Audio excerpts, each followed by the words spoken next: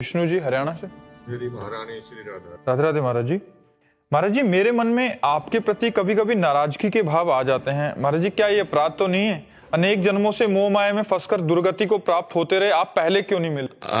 नाराजगी के भाव तो आना कोई अनुचित नहीं है, क्योंकि हम जिससे प्यार करते हैं उससे मान भी करते हैं।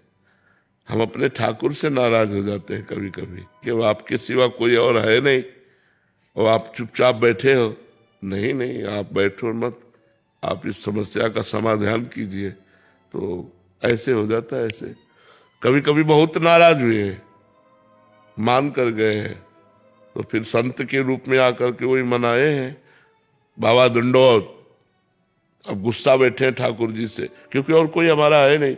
अब उन्होंने ऐसी ठाकुर जी की चर्चा की, रोना आने लगा। वही आके फिर मनाते हैं, तब हमें लगा कि अच्छा संत रूप में आकर के आप मना रहे हो। तो ऐसे नाराज होना कोई दोष नहीं है, क्योंकि अब जैसे हम चल रहे हैं भगवत मार्ग में, अब हमसे कोई ऐसी गलती हो रही तो बार बार भगवान से प्रार्थना कर रहे हैं, तो उनसे गुस्सा भी हो जाते हैं कि आप सर्व सामर्थ्यशाली हैं, आप हमारी ये गलती ठीक नहीं कर सकते, आप ठीक कीजिएगा।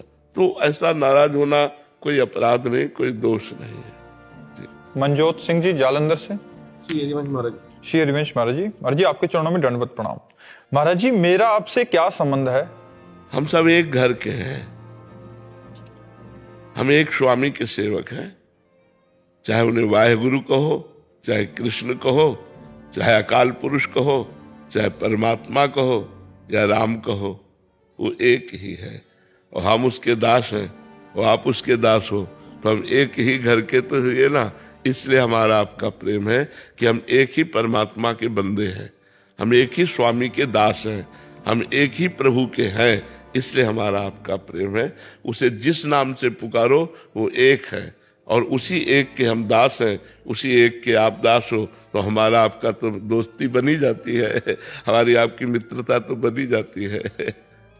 भरत जी जोधपुर से। राधे राधे महाराज जी। महाराज जी, सत्संग में सुना है कि नारायण हरि भजन में ये पांचों ना सुहात।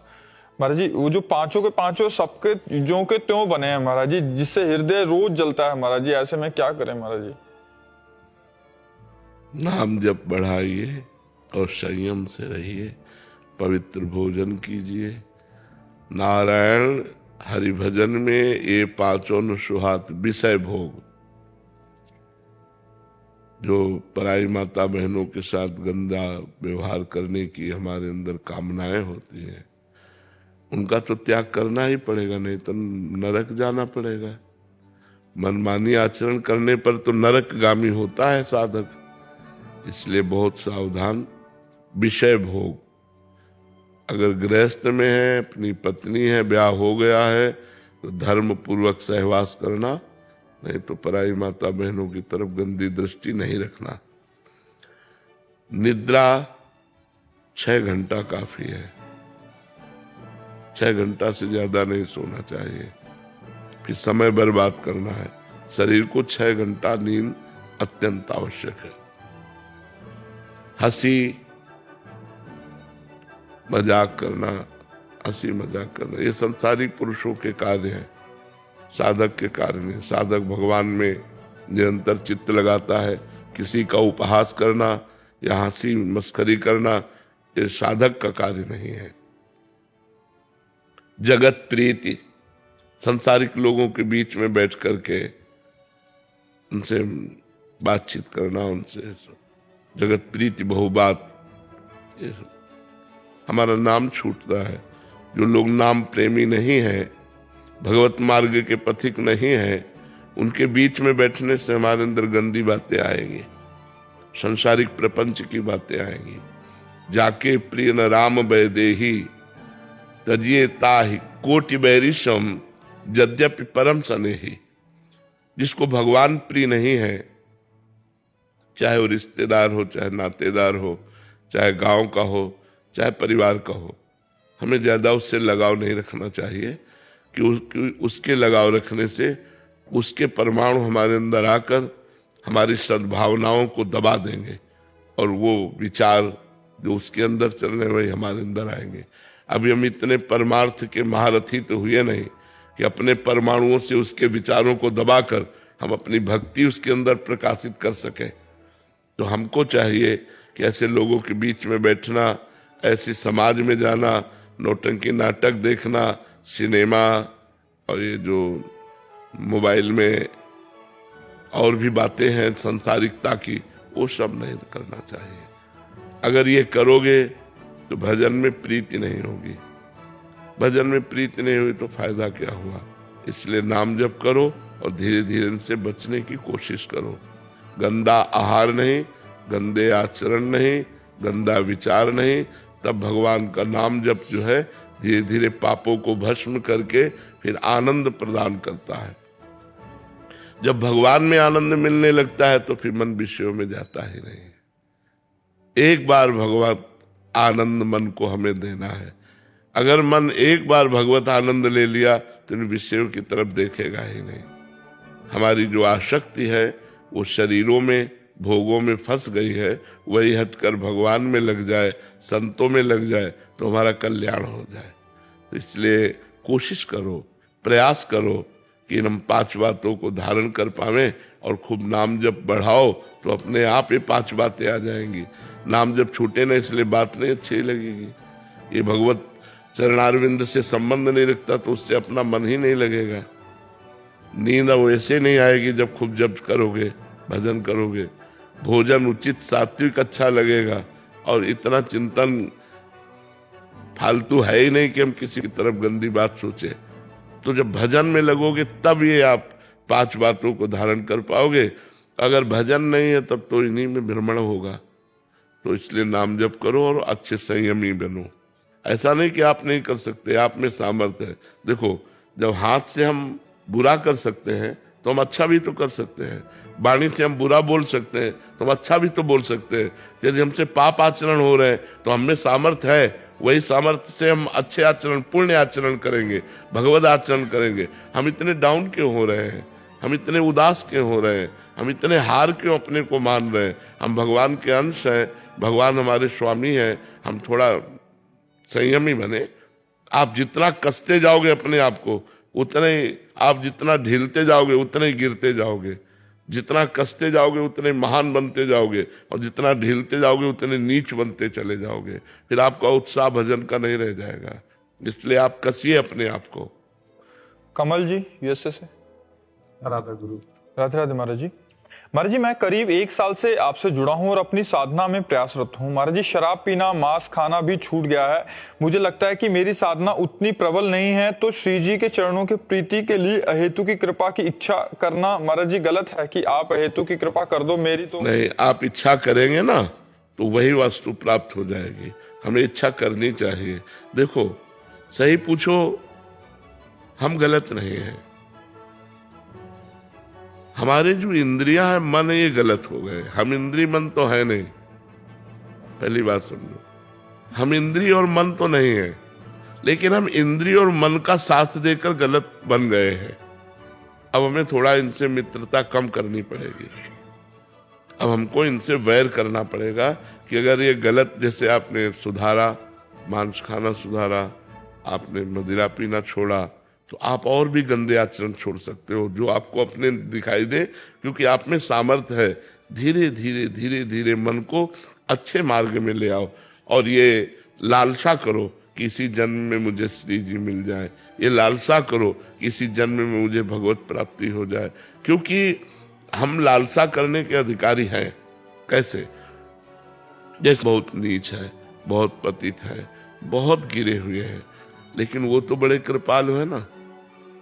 उनकी पतित पावनता पर, उनकी कृपालुता पर विश्वास करके हम दावा करते हैं कि हमें इसी जन्म में भगवत प्राप्ति हो जाएगी।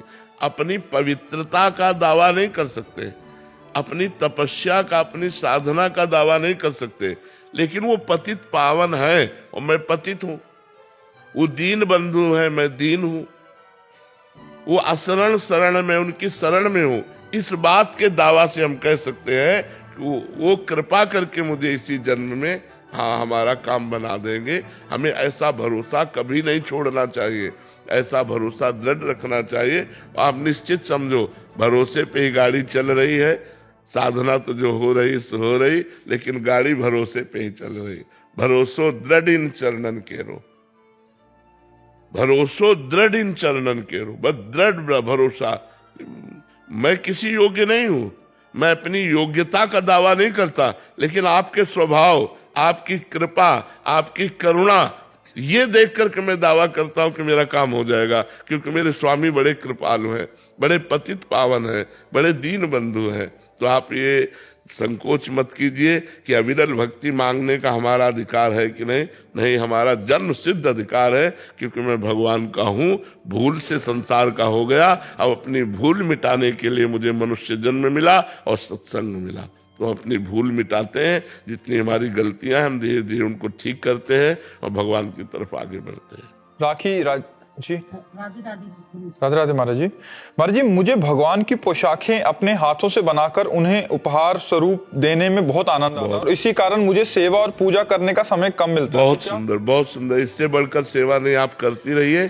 जरूरी एक बात और ध्यान रख लीजिए, अगर आप नाम जप करने लगे, नाम जप करते हुए पोशाक बनाना और फिर ठाकुरों को अर्पित करना, ये बहुत बढ़िया बात है। इसी से मंगल हो जाएगा। सुदामा, इसमें प्रसंग आता है जब भगवान श्री कृष्ण आए तो धोबी से कपड़े, सुदामा से माला, दर्जी से सिलवाना और एक चंदन लगाना, सबको भगवान ने मोक्ष प्रदान किया। एक एक सेवा के बदले भगवान ने तो मोक्ष उसको भी प्रदान कर दिया जो जहर लगा के स्तनों में दूध पिलाने आई थी पूतना। जब हम भाव से भगवान को पोशाक बनाते तो हमारा कल्याण क्यों नहीं हो जाएगा? हम भाव से भगवान को भोग लगाते तो हमारा कल्याण क्यों नहीं हो जाएगा? जरूर कीजिए, जरूर कीजिए, बड़ा मंगलमय है। दिनेश जी पंढरपुर से। राधे राधे महाराज जी। महाराज जी, जिसमें कोई द्वैत नहीं, उस अद्वैत में प्रेम का अनुभव किसे होता है? प्रेम अनुभव करता कौन है? आप भगवान को जैसा मानेंगे वैसा ही अनुभव होगा। अगर आप भगवान को अद्वैत मानते हैं तो ब्रह्म ज्ञान में फिर प्रेम का शब्द कैसा? आप अगर अद्वैत मानते हैं तो ब्रह्म ज्ञान का मार्ग है, तो ब्रह्म ज्ञान में वही अद्वैत तत्व मैं हूं, हम ब्रह्मात्म, किसका प्रेमात्म प्रेम। और जब हम द्वैत मानकर भगवान की उपासना करते हैं तो भगवान में मैं का लय हो जाने पर एकमात्र भगवान देते हैं, ऐसा प्रेम होता है। तो प्रेम और ज्ञान दोनों अलग अलग मार्ग, एक कैसे मिला सकते हो? प्रेम भक्ति का मार्ग है और अद्वैत ज्ञान का मार्ग है, तो दोनों को एक में कैसे मिला सकते हो? दोनों का अलग अलग मार्ग है। अद्वैत ज्ञान में आत्म प्रेम होता है और भक्ति मार्ग में भगवत प्रेम होता है। आत्म प्रेम के बिना ब्रह्मबोध नहीं होता और प्रेम के बिना भगवत प्राप्ति नहीं होती। समझ में आया? वो अद्वैत ब्रह्म ज्ञान का मार्ग है, ये भक्ति का मार्ग है। दोनों के एक थोड़ी मिला सकते हैं। एक सोहम है, एक दासोहम है, बड़ा अंतर है। पवन जी दिल्ली से। राधे राधे महाराज जी। महाराज जी, मैं कौन हूं? इसका पता लगाने के लिए तो साधना की जाती है। इसका पता लगाने के लिए ही तो इंद्रियों पर विजय प्राप्त की जाती है, मन पर विजय प्राप्त की जाती है, देह का भाव त्याग दिया जाता है, तब जाकर पता चलता है कि मैं वही हूं। तत्त्वमसि, वेद कहता तत्व माने वह, त्वम माने तुम, असि माने है, तू वही है। भूल गया अपने आप को देह भाव में आकर के, नहीं, तू वही है, तू परमात्म स्वरूप ही है।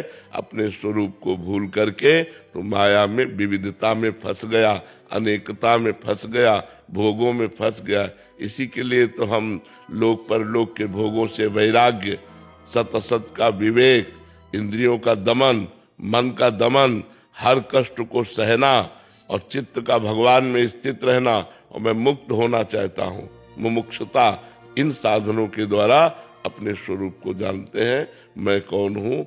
वैसे भगवान ने कहा ममैवांशो, तू मेरा अंश है। लेकिन जब तुम मैं को जान लोगे तो ब्रह्मविद ब्रह्मैव भवति, जो ब्रह्म को जान लेता है वो ब्रह्म स्वरूप हो जाता है। हमारा स्वरूप भी ब्रह्म स्वरूप ही है, भगवत स्वरूप है, किंचन मात्र अलग नहीं है। समझ पा रहे हैं आप? जब साधना करोगे तब समझ में आएगा। इसीलिए खूब नाम जप करो, इंद्रियों को गलत आचरणों से, मन को गलत आचरणों से हटाओ और श्री भगवान में लगाने की कोशिश करो। तो सोई जाने जे देहु जनाई, वही जान जाता है जिसे भगवान जना देते हैं। और जो जान जाता है तो जानत तुम्हें हो जाए, वो भगवान को जानकर भगवत स्वरूप हो जाता है। अविनाश कुमार जी, राधे राधे महाराज जी। महाराज जी, भगवान का प्रेम और स्वरूप, इन दोनों में क्या अंतर है? एक ही है, भगवान प्रेम स्वरूप ही है। भगवान प्रेम स्वरूप है। जो जाकी रही भावना जैसी, प्रभु मूरत देखी तिन तैसी।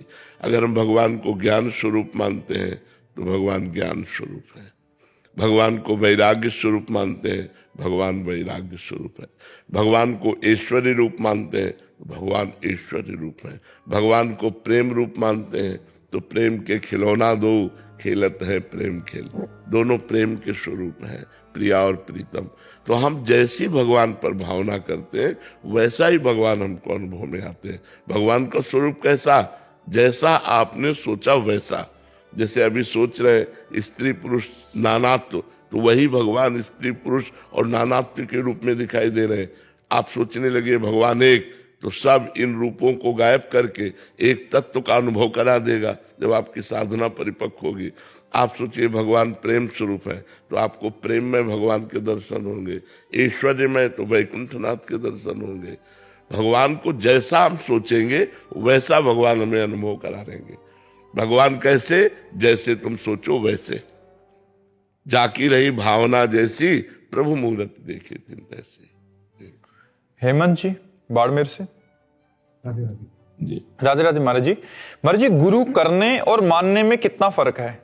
करने में कोई लाभ ज्यादा नहीं है, मानने में लाभ है। गुरु तो हजारों किए हुए हैं, लेकिन गुरु की मानते कितने हैं? गुरु की मान जाए, गुरु को बनाना तो हजारों लोग बना रहे हैं, गुरु बना रहे हैं, लेकिन गुरु बनाना, करना और गुरु की मानना, इसमें जमीन आसमान का अंतर है। गुरु मत बनाओ, गुरु की मान लो, कल्याण हो जाएगा। गुरु बनाया, गुरु की नहीं माने, कल्याण नहीं होगा। गुरु की मानना है। गुरु को गुरु मानना ये तो हजारों लोग मान लेंगे, लेकिन गुरु की बात मानना ये कोई बिरला लोग मानेंगे। जो गुरु की बात मानेंगे वही माया से तर जाएंगे, वही दुखों को पार कर पाएंगे। जो गुरु की आज्ञा का पालन नहीं करेगा, गुरु बना ले, तो उससे कोई लाभ नहीं है और अपराध बन जाएगा। ये गुरु की अवज्ञा की, गुरु बनाने के बाद उनकी बात नहीं मानी तो गुरु अवज्ञा रूपी अपराध लग जाएगा। इसलिए गुरु करने से ज्यादा लाभ है गुरु की मानना, गुरु की बात मानना, गुरु को मानना, गुरु की बात मानना। बात समझ में आई ना? हाँ, उसी से कल्याण होता है। एकलव्य और अर्जुन, इन दोनों की गति एक समान हुई होगी? जी, अर्जुन ने प्रगट गुरुदेव का सेवन किया और एकलव्य ने भावना में गुरुदेव का सेवन किया। दोनों का सेवन किया तो भावना में सर्वश्रेष्ठ होता है, इसलिए एकलव्य श्रेष्ठ पदवी पर पहुंचा। एकलव्य सबसे ज्यादा धनुर्धर हुआ क्योंकि भावना से गुरुदेव को मानता था। अर्जुन प्रगट भी मानते थे, भावना भी मानते थे, लेकिन प्रगट से ज्यादा लाभ एकलव्य ने लिया क्योंकि पूरी तन्मयता पूर्वक गुरुदेव को मिट्टी की मूर्ति बनाकर उनकी आराधना की तो बहुत बड़ा धनुर्धर हो गया। यदि उसका अंगूठा न मांग लेते गुरु दक्षिणा में तो अर्जुन उसके सामने नहीं थे, अर्जुन उसके सामने नहीं थे। इतना बड़ा धनुर्धर एकलव्य था।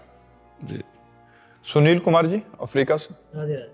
राधे राधे महाराज जी। महाराज जी, भक्ति का सर्वोत्तम स्थान कौन सा है? नाम, भगवान का नाम। तद स्मरणेन परम व्याकुलते, देवर्षि नारद जी। भगवान का विस्मरण होने पर ऐसी व्याकुलता हो जाए जैसे मछली को पानी से अलग करो तो तड़पने लगती है। ऐसे जब तड़पन होने लगे तो समझो हमारी भक्ति रंग ला रही है। भक्ति का स्थान नाम और अखंड स्मृति, निरंतर भगवान का स्मरण, यही भक्ति का स्वरूप है। हमारे जितने आचरण हैं वो सब भगवान को अर्पित हो और निरंतर भगवान का स्मरण हो, ये सर्वोत्तम भक्ति का स्थान। किसका प्रश्न था? बात समझ में आई? सौरभ शर्मा जी। राधे राधे महाराज जी। महाराज जी, आपने कई बार एकांतिक वार्तालाप में बताया है कि आत्मा जो है वो परमात्मा का ही अंश है, आत्मा एवं परमात्मा के सभी गुण समान हैं। महाराज जी, भगवद गीता में अहंकार विमूढ़ात्मा कर्ता मिति मन्यते वाले श्लोक में आत्मा और परमात्मा में महाराज जी आत्मा अहंकार विमूढ़ क्यों कही गई है? आत्मा का वहां तात्पर्य लिया गया है अंतःकरण से,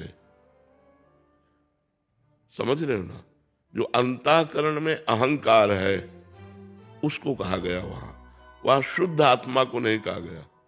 वहां मलिन जो अंतःकरण धर्म को स्वीकार कर चुकी है, जैसे जीव कहना उस परब्रह्म परमात्मा स्वरूप अंश को एक तरह से निंदा करना है, उसकी निंदा करना है। जीव का तात्पर्य होता है, जीवात्मा, उसका तात्पर्य होता है शरीर में अहंकार कर लेना। अगर शरीर का अहंकार हट जाए तो विशुद्ध परमात्मा स्वरूप है। तो जो अंतःकरण में एक मैं है, मन, बुद्धि, चित्त और अहंकार, जो अंतःकरण का मैं धर्म है वो कर्ता और भोक्ता भाव को प्राप्त होता है और उसमें आत्मभाव लिप्त रहता है, मैंपन। वो लिप्त रहने के कारण उसे मलिन आत्मा कहा गया, अंतःकरण धर्म में लिप्त होने के कारण। यदि अंतःकरण धर्म का वो साक्षी हो जाए तो मुक्त है, वो लिप्त नहीं है। और मुक्त और लिप्त में इतना ही अंतर है, जो वो अंतःकरण को स्वीकार किए हुए है। तो देखो, मन मांगता है, इंद्रियां देखती हैं, सुनती हैं, चखती हैं, लेकिन मैं क्या कहता हूं? मैंने खाया, मैंने देखा, मैंने भोगा, मैंने किया। तो अहंकार विमूढ़ आत्मा, ये अहंकार विमूढ़ आत्मा अंतःकरण धर्म को लेकर। जैसे एक आदमी रिक्शा चला रहा है तो हम रिक्शा वाले नहीं बोलते ए रिक्शा, वो खड़ा हो जाएगा, क्योंकि उसने रिक्शा से तदात्म कर लिया है, तो खड़ा हो जाएगा नहीं। कुछ दिन बाद उसने टैक्सी खरीदी, अब उसको बोले ए रिक्शा, वो नहीं खड़ा होगा। उसे कहो ए टैक्सी, वो खड़ा हो जाएगा। ना वो रिक्शा है ना वो टैक्सी है, लेकिन उसमें तदात्म होने के कारण वो अपने में आरोपित कर लेता है। ऐसे ना ये पंचभूत का शरीर, अंतःकरण, स्वभाव, ये आत्मा का नहीं है, लेकिन उसने स्वीकार कर लिया तो उसे जीवात्मा कहा गया, उसे विमूढ़ आत्मा कहा गया, उसे मूढ़ कहा गया, उसे पापी कहा गया। और वही बार बार जन्म मरण को प्राप्त हो रहा है। इसीलिए अंतःकरण का साक्षी भाव जब तक नहीं आता, जब तक अपने को कर्ता भोक्ता मांगता है, तो अवश्य में वो भोक्तव्यम कृतम कर्म शुभाशुभम। कृतम माने किए हुए, शुभ अशुभ कर्म को अवश्य भोगना पड़ेगा। जब तक अहंकार है, कर्ता मिति मन्यते, मैंने किया, तो अवश्य में भोक्तव्यम कृतम कर्म शुभाशुभम। फिर उसे शुभ अशुभ कर्मों को भोगने के लिए बार बार जन्म, बार बार मरण। ये यद्यपि वो अजन्मा है, निर्विकार है, पर जैसे रिक्शा वाला अलग होने पर भी, रिक्शा में तदात्म होने पर ए रिक्शा कहने पर खड़ा हो जाता है, ऐसे ही इस शरीराभिमानी होने के कारण उस आत्मा को, निर्लेप आत्मा को, निर्विकार आत्मा को, अजन्मा आत्मा को बार बार पुनरपि जननम पुनरपि मरणम पुनरपि जननी जठरे शयनम, ये बार बार उसको होना पड़ता है, बार बार माँ के गर्भ में जाना पड़ता है। अगर ज्ञान के द्वारा इसी अहंकार को नष्ट कर दिया जाए, विलीन कर दिया जाए, तो शुद्ध जो मैं है वो ब्रह्म स्वरूप है। शुद्ध जो मैं है, अंतःकरण धर्म से रहित मैं, जो अंतःकरण में मैं है वो मलिन आत्मा है। जो अंतःकरण रहित मैं है वो शुद्ध ब्रह्म है, और ब्रह्म एको ब्रह्म द्वितीयो नास्ति, वो एक है और वही मैं एक चराचर जगत में फैला हुआ हूं, ऐसा अनुभव होता है। यस जी, महाराष्ट्र श्री हरिवंश महाराज जी। महाराज जी, गुरु आज्ञा में दृढ़ निष्ठा कैसे आए, कैसे मालूम पड़े कि इस समय मेरे लिए क्या गुरु आज्ञा है? जब हमारा लक्ष्य दृढ़ हो जाता है भगवत प्राप्ति, तब हम गुरु आज्ञा का पालन करते हैं। जैसे हमें जाना है बांके बिहारी जी, हमें पता नहीं है, तो जो गाइड हमें मिलेगा हमको उसके इशारे पे चलना होगा, इधर से इधर। हम वहाँ ये नहीं बोल सकते कि ये रास्ता हम नहीं जाएंगे, नहीं, वो जो रास्ता बता रहा है उसी रास्ते पे चलते हैं। ये कब दृढ़ हुआ? जब बिहारी जी के दर्शन की लालसा हुई। तो जब हमें भगवत प्राप्ति की लालसा या मुमुक्षता सत्संग के द्वारा जागृत होती है, तब हम गुरु का वरण करते हैं। और जब गुरुदेव का वरण करते हैं और उनकी आज्ञा का पालन करने की उत्साह वृत्ति उसी में होगी जो भगवत प्राप्ति करना चाहता है। तो ऐसे हजारों लोग गुरु बनाते हैं, लेकिन गुरु की अवज्ञा कर देते हैं, उनकी आज्ञा का उल्लंघन कर देते हैं। वो जो नियम बताते हैं, जो साधन बताते हैं, जो मंत्र बताते हैं, उसमें रति न करके मनमानी आचरण करता रहता है जीव, क्योंकि उसको लक्ष्य नहीं बना। लक्ष्य क्यों नहीं बना? भोगैश्वर्य प्रसक्ता नाम तया प्रहत चेतसाम व्यवसायत्मिका बुद्धि समाधो न विधीयते। जिसकी भोग और ऐश्वर्य में वृत्तियां फंसी हुई हैं, चित्त जिसका प्रीत हो गया ऐश्वर्य में, भोग में, वो कभी भगवत प्राप्ति का लक्ष्य नहीं कर सकता, वो परमात्मा प्राप्ति का लक्ष्य नहीं कर सकता। तो जो साधक सत्संग के द्वारा असत आचरणों का त्याग करके सत आचरण पे चलता है और गुरुदेव की आज्ञा का पालन करता है, वो भगवत प्राप्ति करता है। इसलिए भगवत प्राप्ति लक्ष्य वाला साधक अपने गुरुदेव की प्रत्येक आज्ञा का पालन करता है, और जब गुरुदेव की आज्ञा का पालन करता है तो उसे भगवत तत्व का अनुभव होने लगता है। जैसे जैसे अनुभव होता है वैसे वैसे गुरु चरणों में वो न्यौछावर होता चला जाता है। जैसे जैसे भगवद आनंद की अनुभूति होती है वैसे वैसे लगता है बलिहारी गुरुदेव बलिहारी, अगर आप कृपा ना करते तो मैं इस आनंद को कभी प्राप्त ही नहीं कर पाता। इसलिए गुरु चरणों में तन मन प्राण से न्यौछावर हो जाता है। समझ पा रहे हैं आप? प्रभु, पर कभी कभी ऐसे भोग आते हैं कि वो लगता है कि ये तो कर्तव्य है इनको भोगना, तो मतलब कैसे मालूम पड़े कि ये भोग? तस्मा शास्त्रम प्रमाणम ते कार्या कार्यो व्यवस्थित हो। अगर ब्याह हो गया है तो अपनी पत्नी के साथ केवल भाव रहना भोग का, और अगर ब्याह नहीं हुआ तब तक ब्रह्मचर्य धारण करना, मनमानी आचरण ना करना, ये शास्त्र आज्ञा है। हमारे शास्त्र में सनातन धर्म में 4 आश्रम और 4 वर्ण व्यवस्था है। तो पहला आश्रम है ब्रह्मचर्य, दूसरा है गृहस्थ, तीसरा है वानप्रस्थ, चौथा है सन्यास। तो हर गृहस्थ बालक को चाहिए कि पहले आश्रम की मर्यादा की रक्षा करे, अर्थात ब्रह्मचर्य धारण करे, और जब ब्याह हो जाए, पाणी ग्रहण हो जाए, तो मर्यादा के साथ अपनी पत्नी से सहवास करे। और जो खान पान के भोग है, जो शास्त्र कहते हैं सात्विक भोग है, वही पाना चाहिए। मांस, मछली, अंडा, मदिरा, प्याज, लहसुन, ये सब नहीं पाना चाहिए। जो निषेध किया गया है उसे हमें नहीं पाना। जो हमारे लिए अनुकूल है, भागवतिक आचरणों की वृद्धि कराने वाला भोजन है, वो हम भोजन पाएंगे। वैसा ही महाराज जी, पिछली बार आया था, आपने बोला था माता पिता को भगवान मान के सेवा करो जी, उनको कैसे भी सुख पहुंचाने की वृत्ति रखो। जी। तो अगर माता पिता ही बोलते हैं कि प्याज लहसुन खाओ, फिर उनको मना कर? नहीं, ऐसे भगवान की आज्ञा नहीं मानते हम। केवल भगवान मानते हैं सेवा के लिए। वो कहना है कि शराब पी, वो कहे कि हमारे साथ मांस खाओ, शराब नहीं। तुम्हारी गलत आदत है, तुम्हारी आदत है। हम भगवत भाव रखकर तुम्हारी सेवा करते रहेंगे, लेकिन तुम्हारी आज्ञा का पालन नहीं करेंगे। आज्ञा का पालन करेंगे गुरु की, शास्त्र की, संत की। बात समझ में आ रही?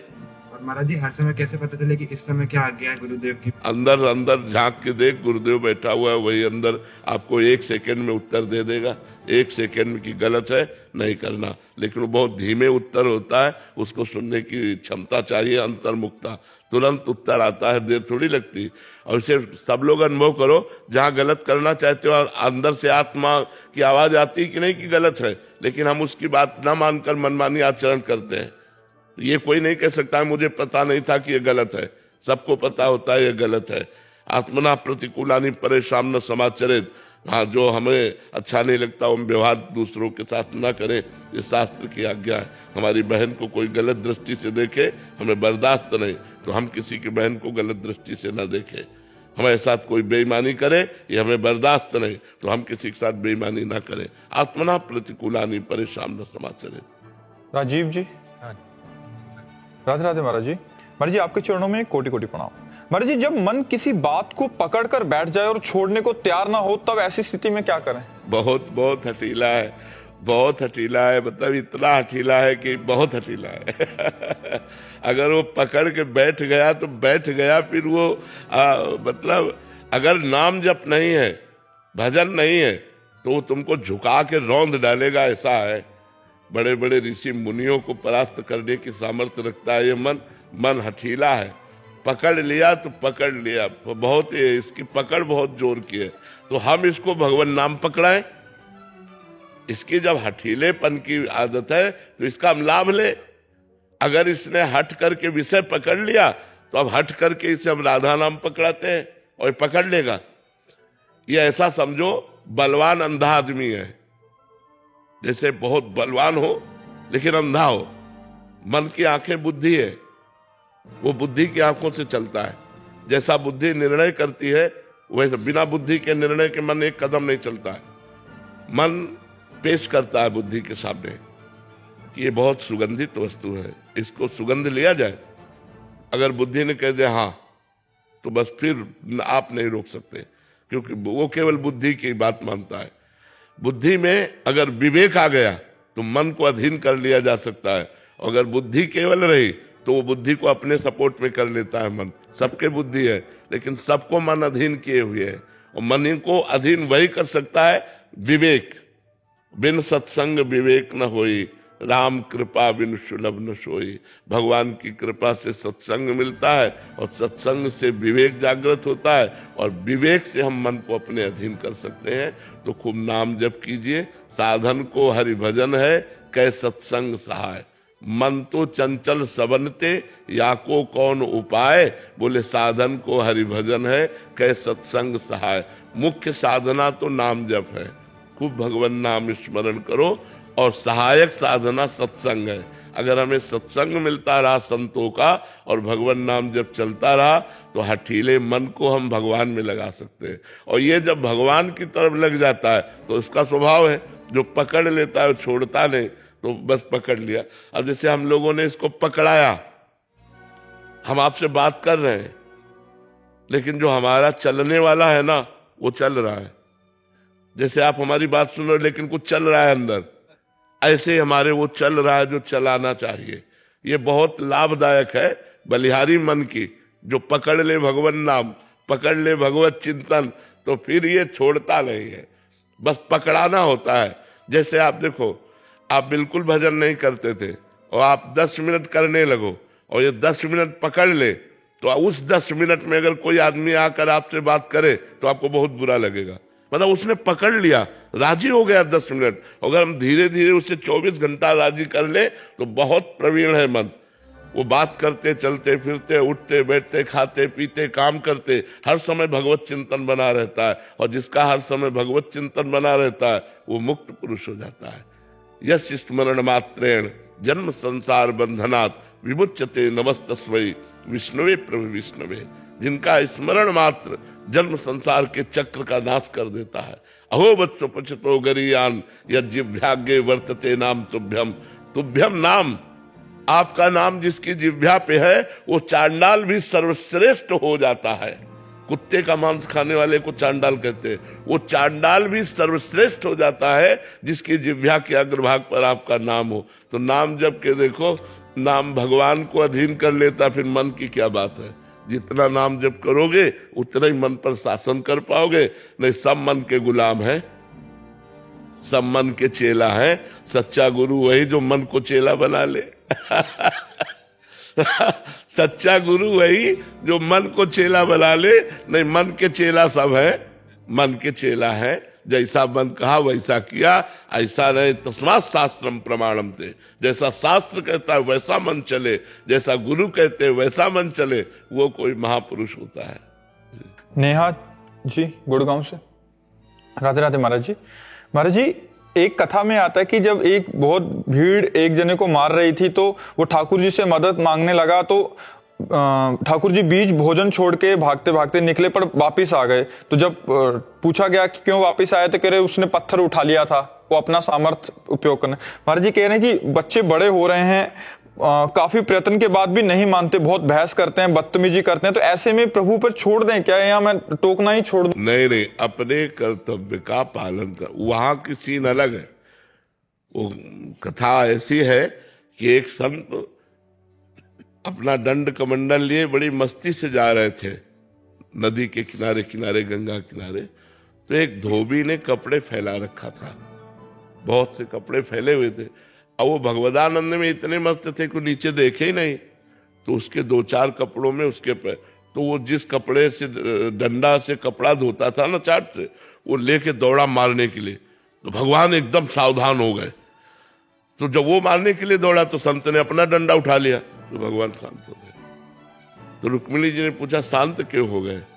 बोले वो समर्थ है, वो निपट लेगा, वो डंडा नहीं तो मुझे लगा कि मुझे जाना पड़ेगा, क्योंकि अब वो भगवत चिंतन में है। तो इसीलिए संत विरक्त और गृहस्थ आसक्त। अब आपका कर्तव्य है अपने पुत्र को पढ़ाना, डांटना, उसको सही मार्ग में लाना, ये कर्तव्य है। उस कर्तव्य में ये बात नहीं आती कि उस उदाहरण को यहाँ कर्तव्य, आप कोई सन्यासी थोड़ी हो, आप गृहस्थ हो।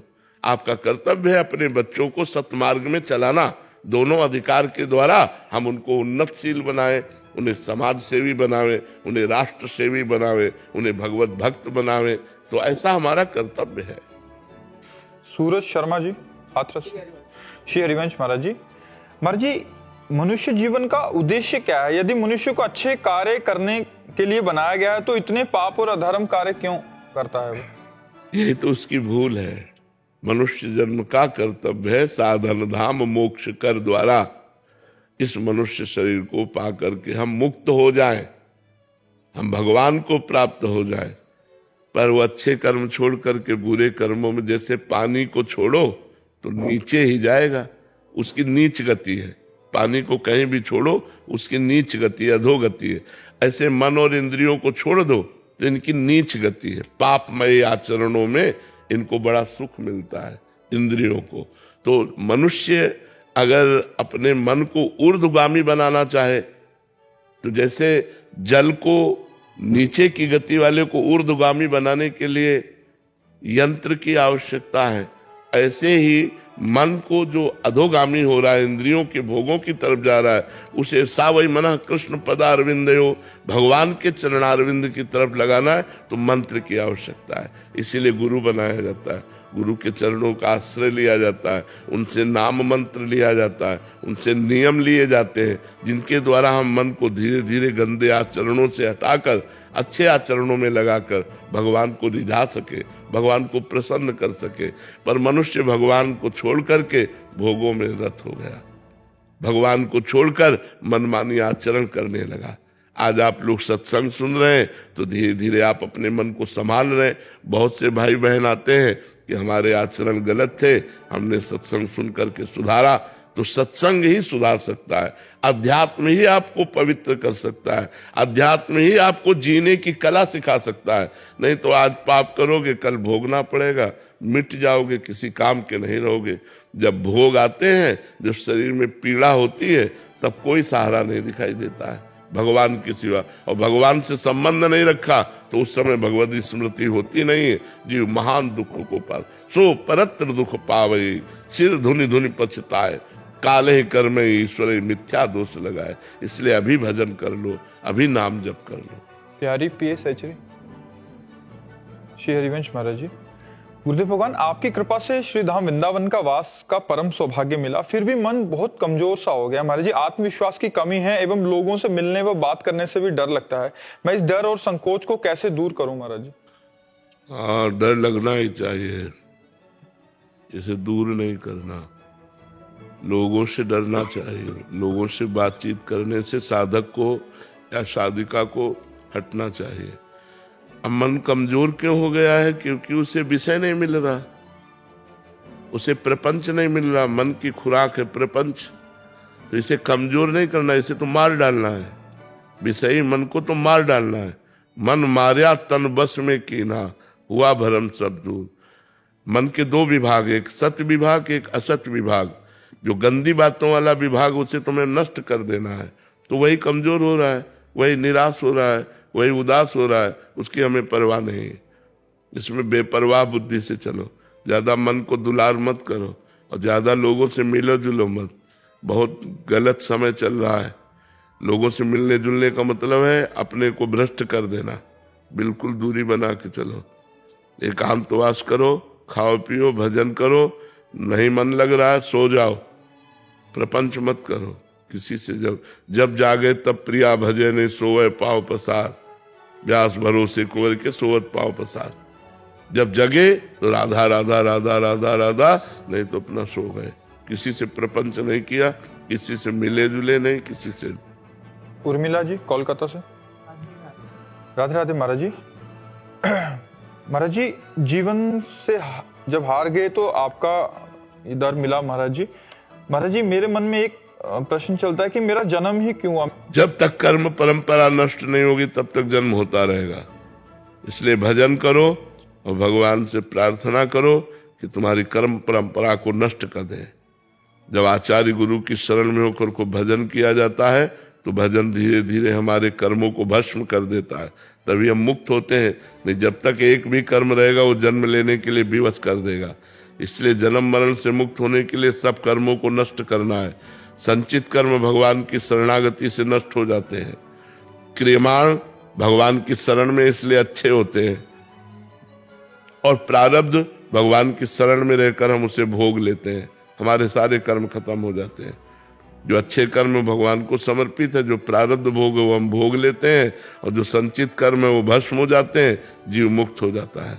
इसलिए नाम जप करो, खूब भजन करो और भगवान से प्रार्थना करो कि हमारा अगला जन्म ना हो। अगर हो तो आपकी भक्ति से युक्त हो, अच्छे आचरणों से युक्त हो, समाज सेवा करे, देश सेवा करे, सब में आपका भाव रखे, ऐसा मेरा जन्म हो।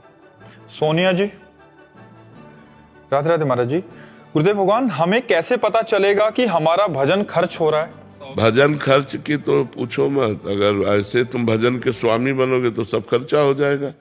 सरकारी बैंक में जमा कर दो, कुछ नहीं खर्चा होगा।